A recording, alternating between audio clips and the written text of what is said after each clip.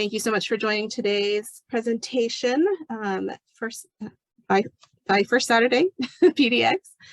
For those of you that might be new or haven't been here for a while, just a quick reminder about who we are. First Saturday PDX has been going strong for more than 20 years now, and we provide monthly education programs for the public, and they range from various topics in Chinese history, culture, art, music, like today. And all of our programs for all of our 20 years have been free and open to the public. There is more information if you're interested at our website, and that is firstsaturdaypdx.org. So on to today's program. And again, that's titled Erhu and Erhu Music. And Dr. Jerry Lin is going to be with us this morning. Dr. Jerry Lin has been a positive and important part of our community for very long, and he's been a great supporter of First Saturday PDX. He's presented for us in the past in I think 2016 and 2018, and also prior to that as well. And all of those presentations have been well received, and we're so glad to have him back. Jerry Lynn holds a PhD in biochemistry from OHSU and has had a long career in the biotech industry. But today he's going to be talking about the Erhu. So originally from Shanghai, Jerry started playing the Erhu as a teenager. He developed his musical skills as well as a deep knowledge of traditional Chinese music.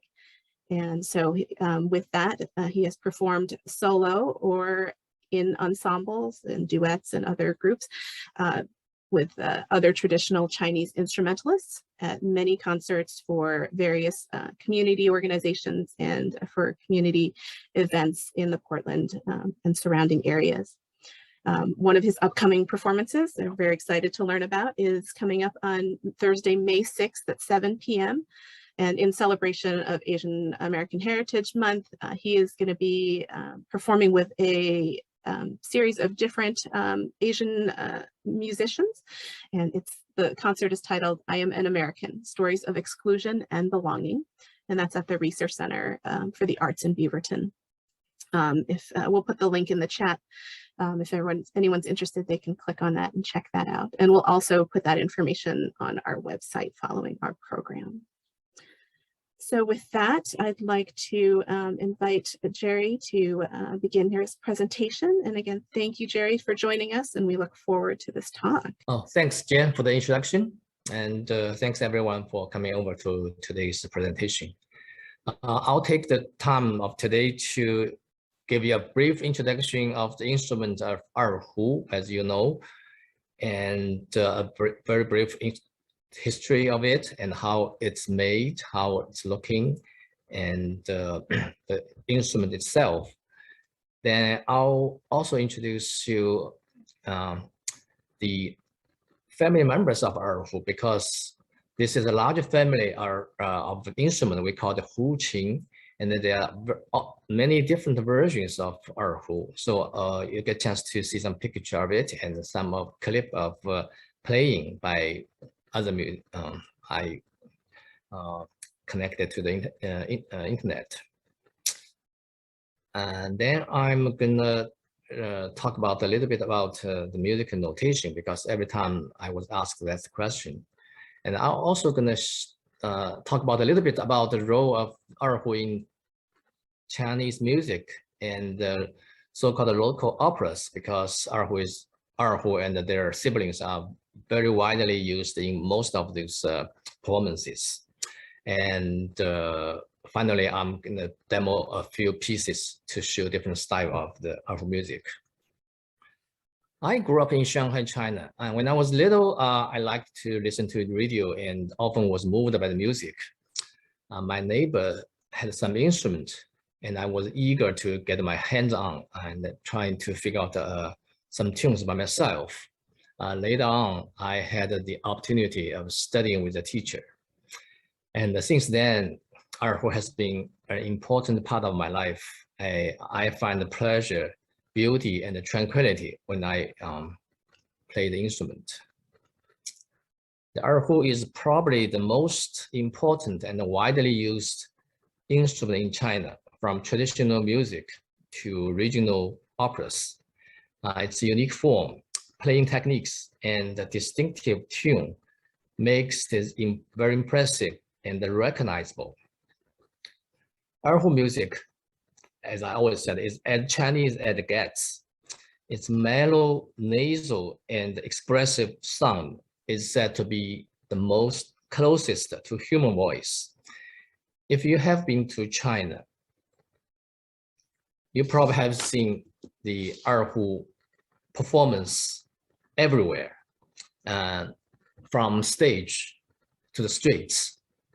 So the picture here shows different performance of the Erhu players. You can do it solo, you can do it with a group of people, and sometimes accompanied by a pianist. And often you see people play on the street, either for fun or for, for something else.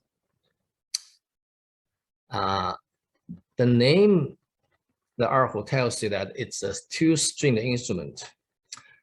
Erhu means two in Chinese. Hu here refers to people or places that were remote, foreign, or barbarians. Since in ancient China, minorities from the west or north were considered to be barbarians. Erhu goes back to at least 9 to 10 centuries based on the discovered literature and the paintings. The reasonable estimate is at least 1500 years Erhu existed in China already. And before they are called Erhu, they are in general called Huqing. So we need to pick up 3 Chinese characters today. 2 is very obviously, everybody can tell, it's 2 bars. Hu, like I said, in particular here refer to barbarians of the north and the west of China. Qing in Chinese means music instrument. Any kind of instrument, particularly string instrument, would be called qing. So you can tell why it's called Hu Qing in general. Then Erhu was the name came up only about 100 years ago to distinguish some other version of Erhu. Okay, here is the instrument. Looks pretty simple to most people. It has a long neck and a sound box at the bottom, and 2 tuning pegs connect 2 strings. This diagram give you the names or all the parts. So, sorry. Again, a long neck, I call post, connecting the tuning pegs on the top of 2 strings to the bottom, and the bottom is a hexagonal wooden box. A bow is inserted in 2 strings and made of bamboo and horsehair. Now, we can take a closer look at the instrument. So the hexagonal box looks like this. The front is covered with python skin. The back has a window we call the sound window, where the sound came out and carried away. On the right is the tuning peg. The 2 tuning pegs are inserted into the neck. And the whole instrument, the majority of the material is made of wood. And the denser, the heavier the wood, the better the sound. So particularly, we use sandalwood. That's probably the best. Then other wood like rosewood, ebony are also good. This photo shows you that the python skin that covers the sound box. Python skin probably is the most expensive part of this because it's hard to come by, and also because python become the endangered species. So nowadays there are farms that raise python to provide python skins for instruments like erhu and some other instrument. And there is this in the middle of the sound box. There's a small bridge. That's a transducer to transform the energy from string. The two string is sitting on the bridge. There are a couple of unique things about erhu. One is the way it plays. The other is that the bowing. Let's look at the right first. You can see that the bow is, the hair of the bow is inserted in the two strings. Unlike the Western instrument, the violin, viola, or cello, the bow is separated from the string. So the bow is always stay there. And when you play, you either push your finger or you pull your finger. The other way is that how it plays. On the left small picture, you see the fingers are pressed on the strings, but the pressing is not all the way to the neck. So erhu doesn't have a finger, so-called fingerboard, and there's no frets on that. The pitch is determined by your finger or by your ears. And that actually gives you a lot of leeways to manipulate the pitch and manipulate the tension of the string.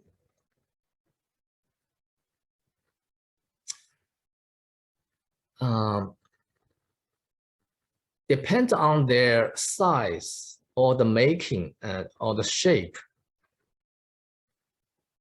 They are actually, you can subdivide them into other groups. I already said this is a Huqin family, and including erhu, of course. If you look at the size, there are some different versions. Like you have Gaohu, erhu is the one I'm talking about. Zhonghu, Dahu. Basically, they means Gao means high pitched. Zhong means medium or middle pitched. Da means big, even lower. And there's Gaohu. I'll show that later. They are very similar in appearance. But on the other hand, there are different shape and the materials of the I call them siblings. There are Jinghu, Banhu, Zuihu, Mazhouqing. I'll show them on my later slides one by one. So this picture shows 3 versions of erhu siblings. The one on the most left is erhu. And the next one is called the Zhonghu. If you look, you can tell it's smaller, slightly bigger than erhu. It provides a lower pitch than erhu. And the one on the right is obviously much larger.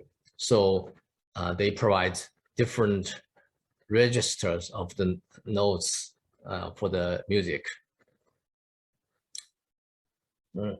Another version of the erhu is called Gaohu. This is a slightly shorter Huqin and with a smaller sound box. The skin, python skin, usually would be slightly thinner to generate high pitch. I have a video clip to show you, just to give you some idea how it's played and how it sounds. Notice that the player put this Kahu between his two legs.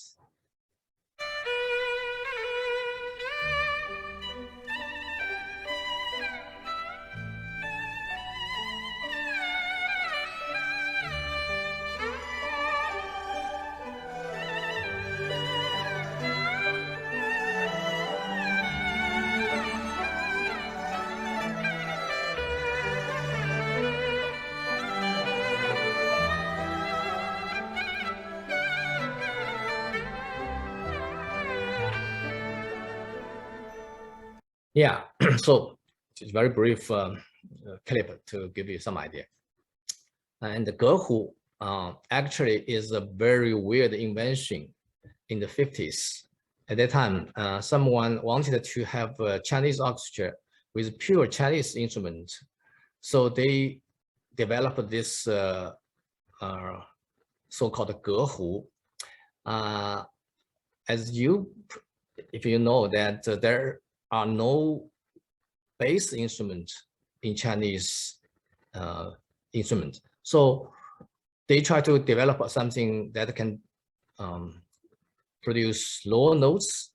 And basically, if you look, it's an imitation of a cello. The way the strings routed and the fingerboard, even the bow is the same. Only the lower part, the sound box is different. So that they try to serve the purpose of a pure Chinese orchestra. However, it didn't work that well because of the sound is not very desirable. And so nowadays you don't see this in most of China. However, I noticed the Hong Kong Chinese Orchestra actually still use this as their lower pitched instrument. Another version of the Huqing is called a Banhu. Ban here means a wooden board. There's a very thin wooden border. Instead of the animal skin, the sound box is covered with this wooden board. And the sound box, very interestingly, is also made of half coconut shell. And this is a little bit shorter instrument. It has very high pitch. It's widely used in northern China, west, for their local operas. I also have a short clip to show you how it's played, how it is sounded.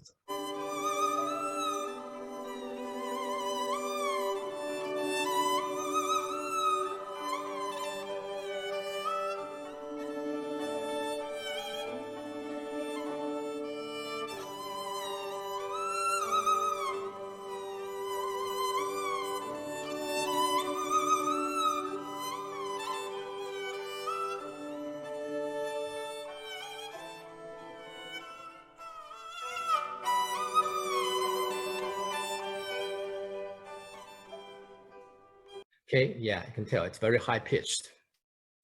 The other one I want to talk about is called Jinghu. Jing here means Beijing, or you could early it's called Peking. This is a Erhu sibling specifically developed for Peking opera. I think you have all heard Peking opera. The instrument is made of bamboo. The neck is made of bamboo, and the sound box is also made of bamboo cylinder, and it's much smaller and covered with snake skin instead of python. I think its snake skin is also very thin, and the the sound, according to a lot of people, is actually very piercing or scratching. It's not very pleasant. However, it works just very well for a Peking opera. If you have watched Peking opera before, you probably know that. And if you have not, I also have a clip to show you. And this is mainly performance, so you need to listen to the music. It's the accompaniment. You won't be able to see how it's played.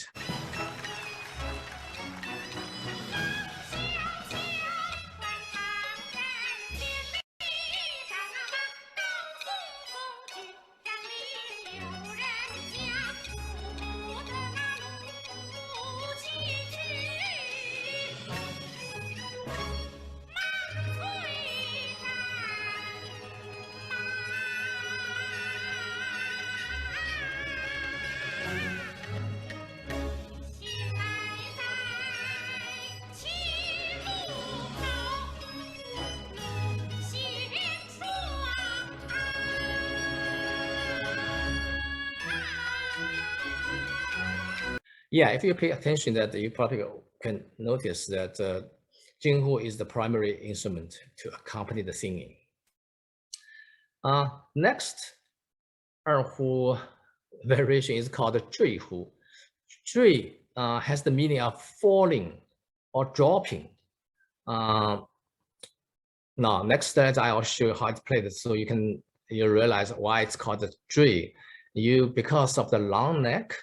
This is a very long neck, and the hands move up and down very quickly. So I think that's why it's called a Zhui. And this is an instrument that's quite different from the previous Erhu. First, it has a long neck. Second, it's a larger sound box, also a little bit shorter sound box. Covered also by python skin, and this one is made of metal. Actually, I think it's copper, but there are some versions that made of wood. And among all the Erhu siblings, this is the only one that you press the string onto the fingerboard.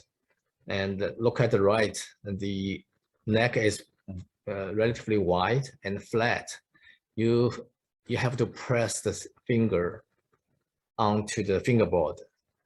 But due to its length, it doesn't limit your control on string. And actually, it's very vivid, very unique in its tune. I'll show you a piece to give you some idea.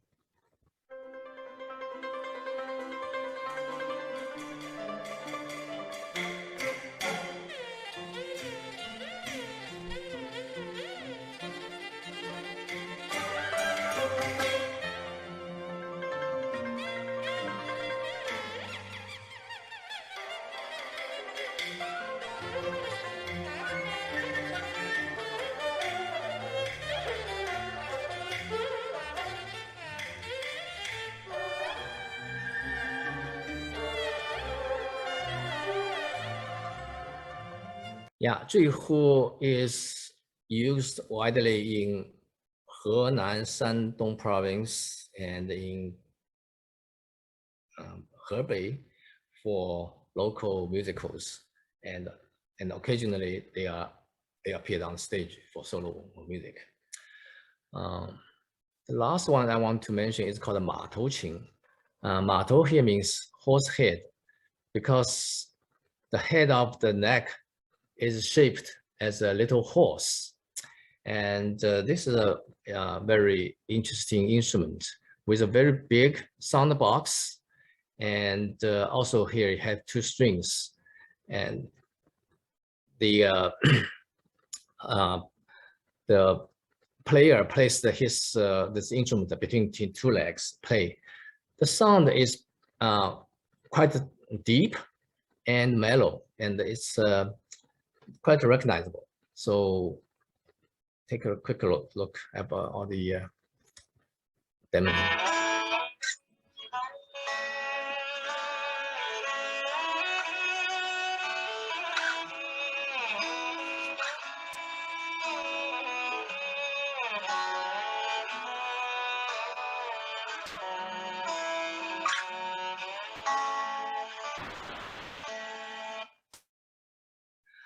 So that's pretty much about what I want to talk about the Huqin family.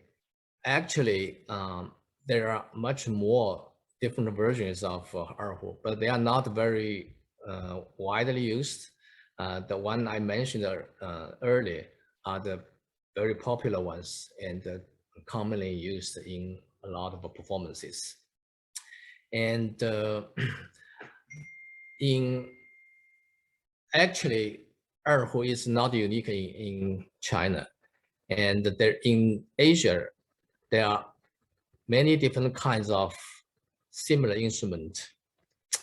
I personally have not played them, or I haven't seen most of them, but I do a little bit research and got some picture of it. So just briefly show you some of these and give you an idea that I don't know who influenced what and which one comes earlier or later, but they have some similar characters, and they are bowed instrument with string, with sound box, with neck. So in Japan, you have a Kahu, and in Korea, they call it Haijin. In Thailand, there's a thing called So Duang. In Cambodia, they have Chokma. And in India, there are more different kinds of similar instruments, but this one is called sarangi. And in Iran, they have kamacha. And as which one comes first, there is no conclusive evidence about that. But it's more likely that earliest version of Erhu or Huqin came from place like Persian. But I'm not a historian. I cannot make that statement. Whenever I talk about Erhu and when I play, and people always ask how you note this music, how is your score look like? I try to explain every time, but I found actually it's very difficult for me to do that. So I'm trying to do it today here again, see if it makes any sense. This is a music sheet I'm looking at. It's numbered, so we call the numbered system. And in Chinese, we call it jianpu. It means simplified notation. We all use numbers. And actually, this system is developed by a French music educator long time ago. It's not only used in China, it's also used in some other countries like in Asia and even UK and some Italy, France. And basically the idea is you use numbers instead of names. So we all know do, re, mi, fa, sol, la, si. And here 1, 2, 3, 4 to 7, right? And each number represents a note. The difference is I call it movable door. The door is not always C. So you can name G as do, G as do. So you still sing do, re, mi, fa, but the pitch is different. In that way, once you get into that, it's not very difficult to figure out the notes. And actually, it's a simpler and easier for Chinese music instrument to play, because Chinese music mostly are linear. They are so-called melodic, and instead of looking at the staff, it's much easier to look at the so-called simplified version of the numbering system. So on the sheet, besides the numbers, you see a so-called key signature. Here, we indicated 1 equals to F. That means this whole scale is shifted a little bit. And once you establish that, the rest of the notes are pretty straightforward. The system can be precisely translated. So this sheet shows on the top, there's the standard Western staff. And on the lower parallel, you can see the numbers. And you can play either way, and whichever you choose. Again, for us, it's much easier to use the number system. And for people who study violin, piano, probably it's easier to use the standard staff. So this is how we note music scores. This is how we, most of Chinese instrument use for their music practice. Okay. Before the numbering system, China actually used this so-called Gongchi Pu. Basically, this notation system used the Chinese characters to note the pitch.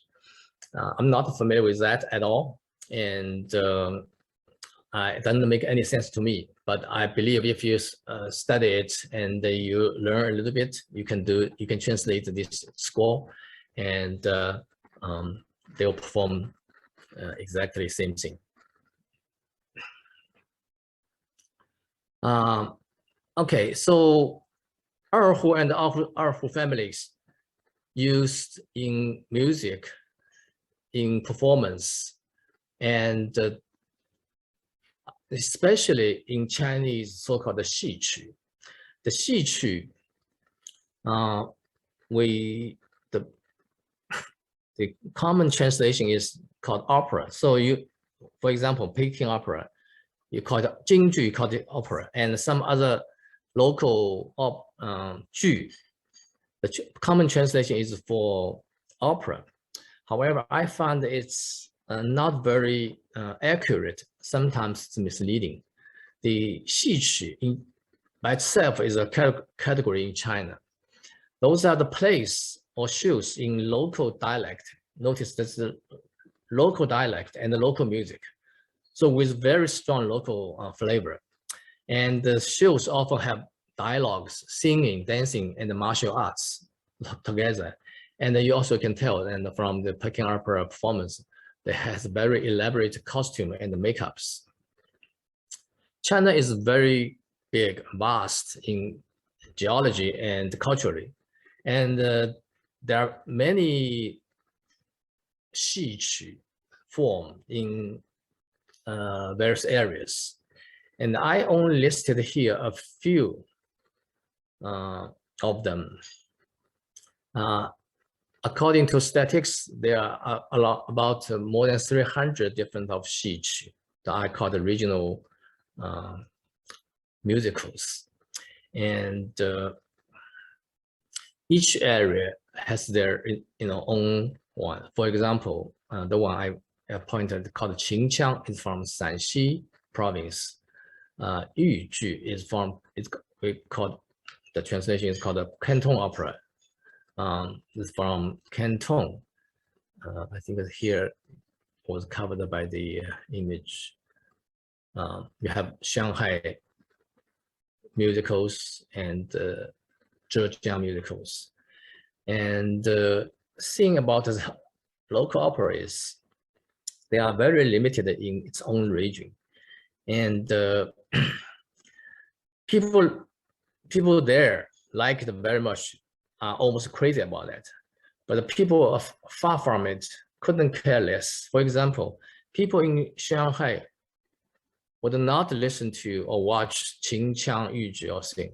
Vice versa, people from this area, Shanxi or Hunan or Sichuan, would not enjoy the local operas from Zhejiang or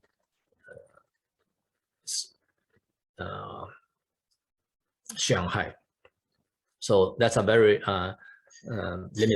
limited the popularity. However, it's important in Chinese musical culture. And Erhu or Erhu variations are mostly used in almost these local operas. And I have some video clips, but I think I run short of time. I'm not going to show this, only give you the picture of it.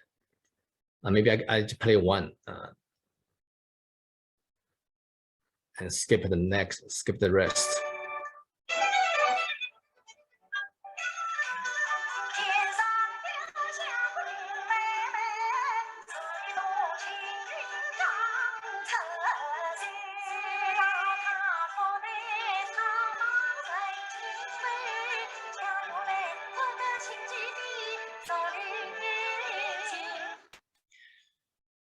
Yeah, if you listen, you can tell the instrument for the accompaniment. And this is called Yuezhi. It's from Zhejiang province. It's very popular in Zhejiang, of course, and in Shanghai, but not very popular on west or north of China.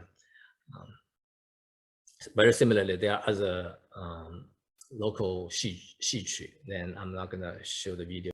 Okay, I think that's pretty much about Erhu and our Erhu's use in Chinese music and the regional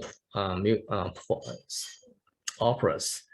And the next, I'm gonna demo 3 pieces of Erhu.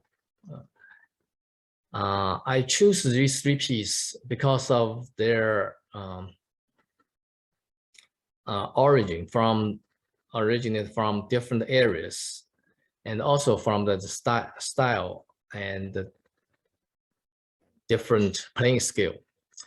The first one is called the New Herdsman on the Grassland. It's a piece with Mongolia flavor. Then the second one is called A Trip to Suzhou. This is a piece adopted from local music called Kunqu. And the last one is called Hernan Xiaoqu, a folk tune of Hernan. The music in the different area have different mode and characteristic. In the north place, the music are mostly energetic, cheery. In the south, okay, in the south and the southeast, the music are more mellow and soothing. The last piece is from Hernan. Hernan is in central China. The music is a little bit outgoing and sometimes a little bit exaggeration. So I'll play the 3 piece next, and hope you like it.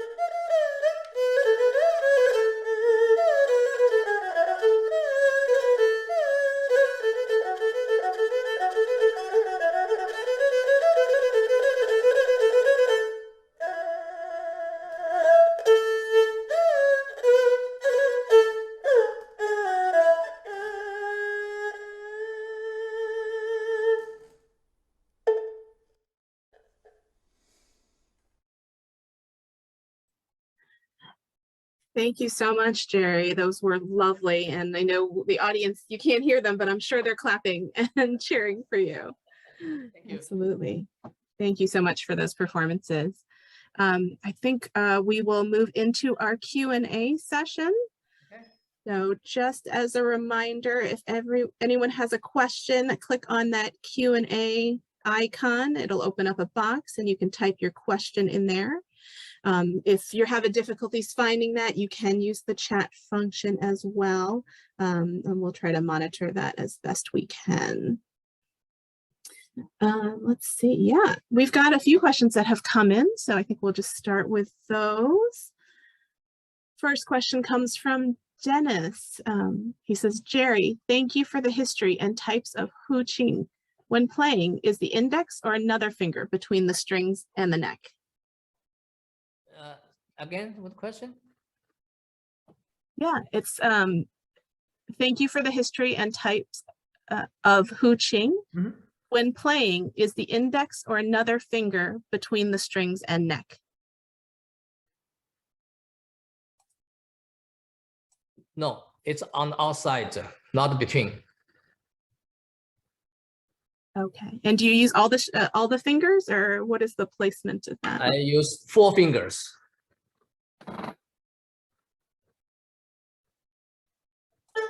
Okay, great. So the question is about the neck and the string, right? Yes. Finger is not in between, it's the outside.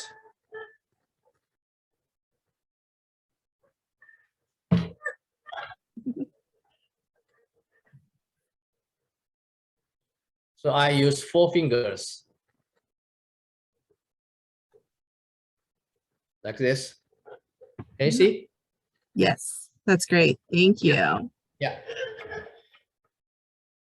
All right, we do have another question. This one comes from Molly. What are the bows made of? Are they valuable in relation to the instrument? The bow is made of bamboo as a stick, the horse hair, to make the friction. They are valuable, and the horse hair, I think it need to be white horse tail for some reason. I used to have black one. They say black ones are not as good as the white ones.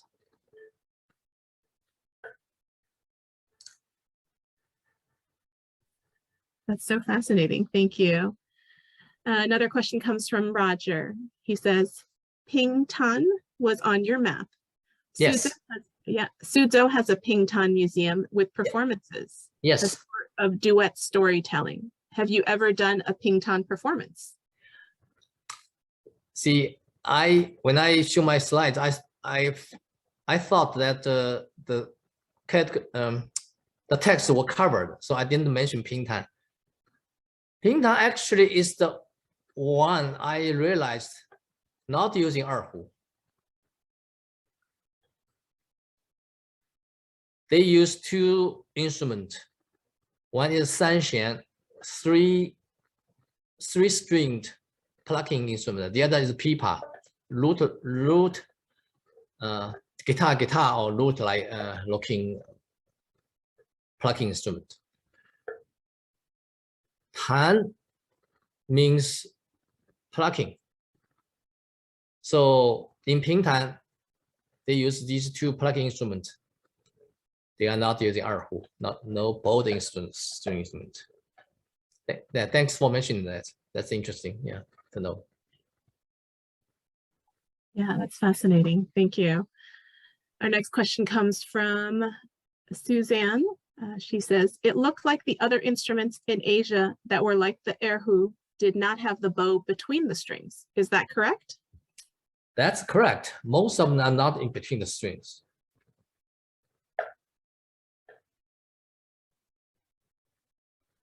Okay. Let's see. Oh, we've got another question here. Is there a material other than the python skin which can replicate that unique sound on the resonator? The simple answer is no. I think I didn't mention here. I think I mentioned this last few times that because of its scarcity, so people try to find a replacement.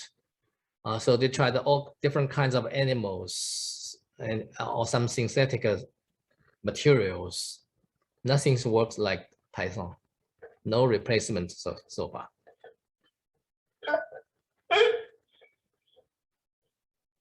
Do you know what other type of materials they've tried? I think they tried pig skin, sheep skin, and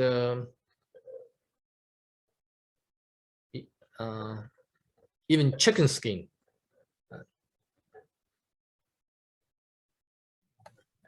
And of course, there are synthetic, but like plastic materials. So far, no material can be as near as the Python skin. It's so fascinating. Another question, let's see. Oh, excuse me. Yes, why are the regional performances so localized? Is it a subject matter, style, or pride? The dialect, local dialect is probably the primary reason. Because when they perform, their dialogues are in local dialect, and the people who are not from there simply cannot understand. For example, the Hu opera, the Hu Ju, is from Shanghai. So they use Shanghai dialect, and the majority of China would not understand the Shanghai dialect. That makes a lot of sense. Yeah, I think it's much less of pride than the understanding of it. Yeah, for sure. I think, I mean, China's a big country and there's a lot of different dialects that vary quite vastly, I think. Yeah, but I would mention that Yueju, that's Zhejiang local opera, actually become a little more popular for some reason all over China. Although people on the west and north won't understand much of the dialogue, somehow they like the musical and the shows. It's similarly, Huju and Yueju are both from Shanghai area, but Yueju become much more popular than Huju.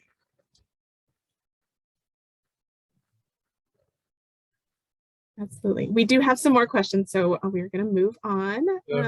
Sure. Sydney asks another kind of logistics question. Are both strings bowed at once? No, bowed. Every time you only play one string.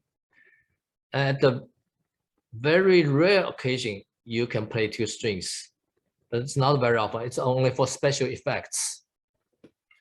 I can show you here. You cannot play two strings. You have to separate it, because if you are able to play two strings at a time, you always generate multiple notes. So in this case, it's separate, okay? But in some occasion, you need a special effect. You need to play two strings. You use the bamboo stick to play. So like this. Usually I play, but here.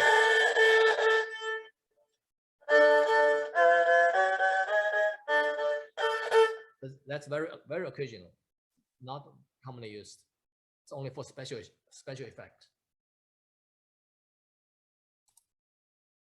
Thank you very much. Another question comes from Joanne. Is it going back to the python, is it a particular species of python that must be used? Florida is now full of pythons. That I don't know. Nowadays, a lot of pythons or skins imported from Vietnam, where they raise python. I don't know if there are different species about that.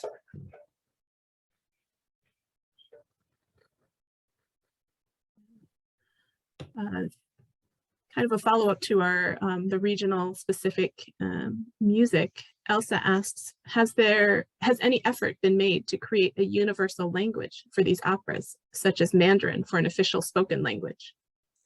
No, that's no such effort. I don't see the need. I don't see the demand for that.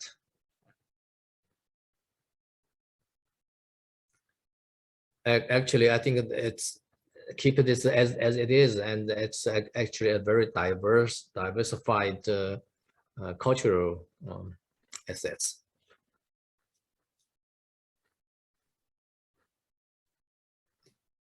Another follow-up question, again for Styles. I thought the Suzhou opera was unique, but didn't see it on your map. Is it a variant of Shanghai style? Suzhou opera? Yes.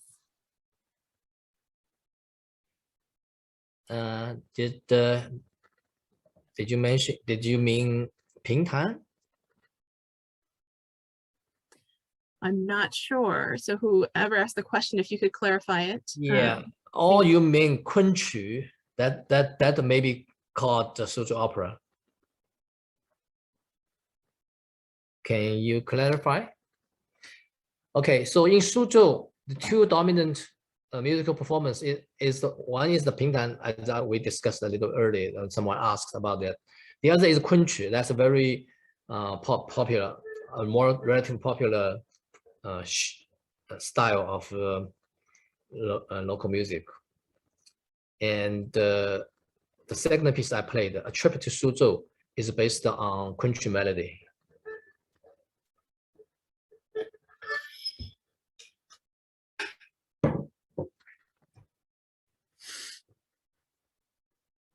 Okay, thank you. Let's see, we've got a question from the chat. Is playing the Erhu part of the course offerings at musical conservatories and in university musical departments in China? Yes, there are college majors in Erhu performance.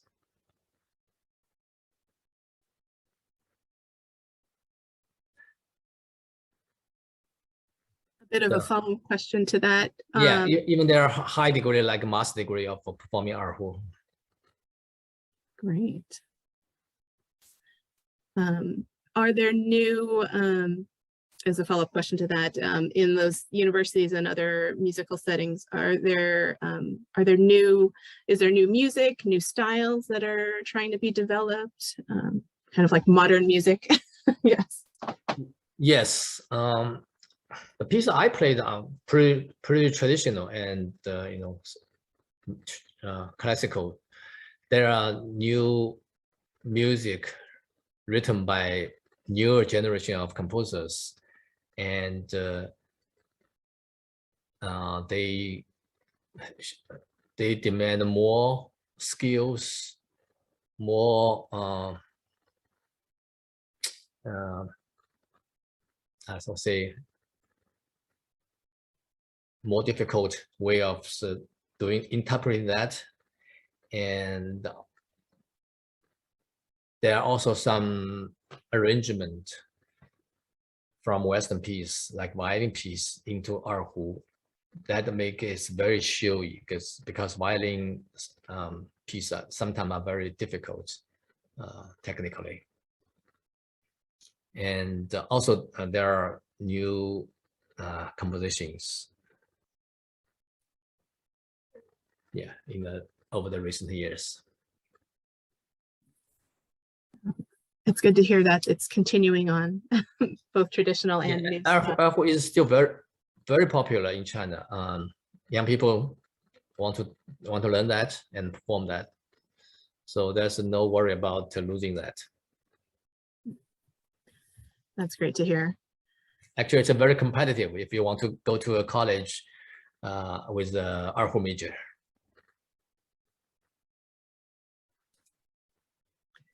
That's great.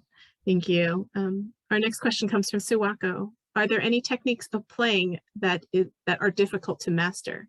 I saw various techniques and heard musical effects when you played each song.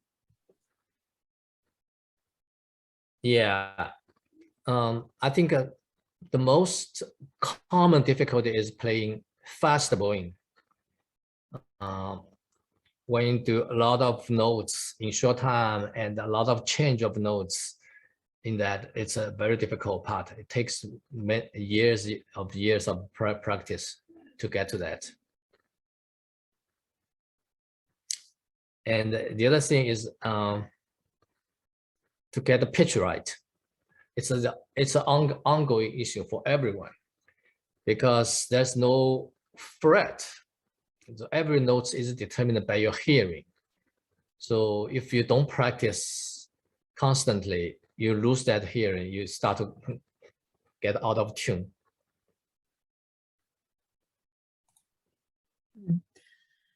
That leads really excellently into the next question, which is, are there any challenges tuning in Erhu?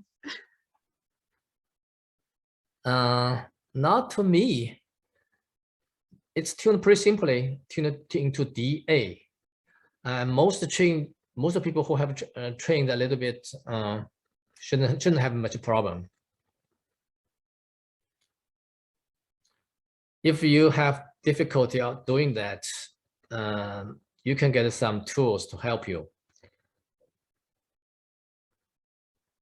And of course, if you have a keyboard, you can use that. And there's some little tube to generate the pitch. You can use that.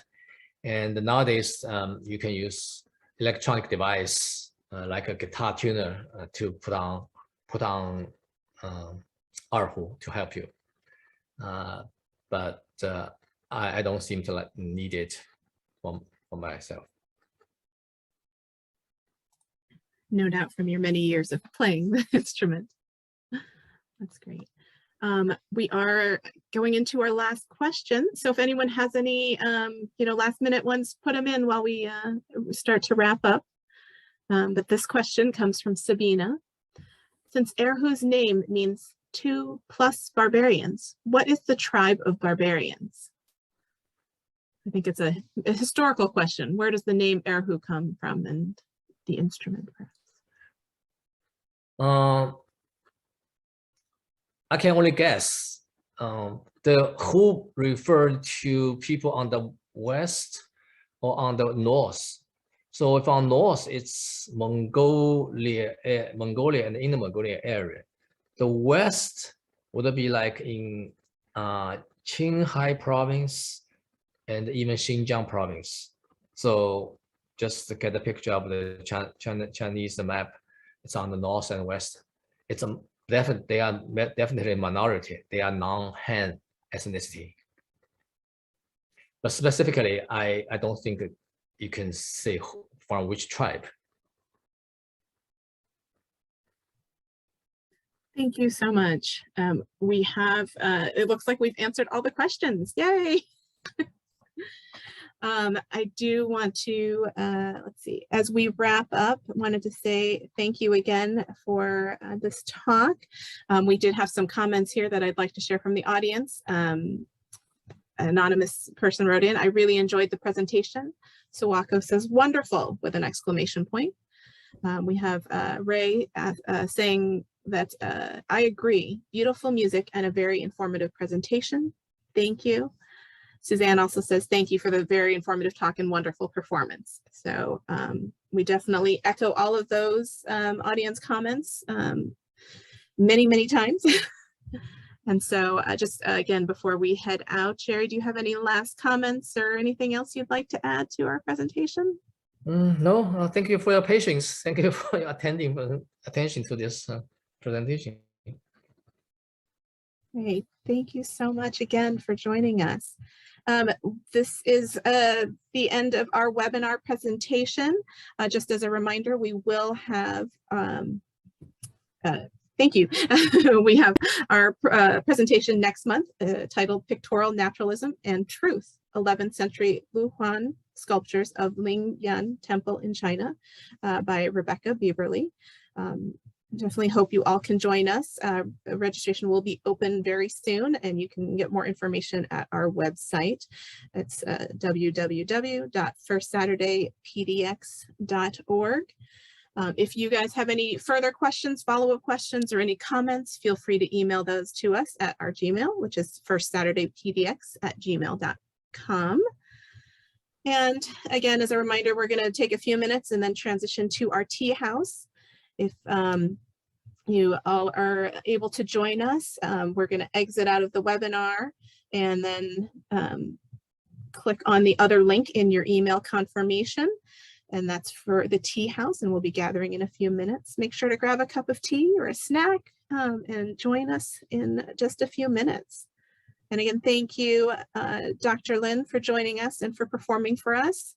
And thank you, audience, for coming to see us. And Thank you very much. Yeah, thank you, and have a good rest of the day. Bye, everyone.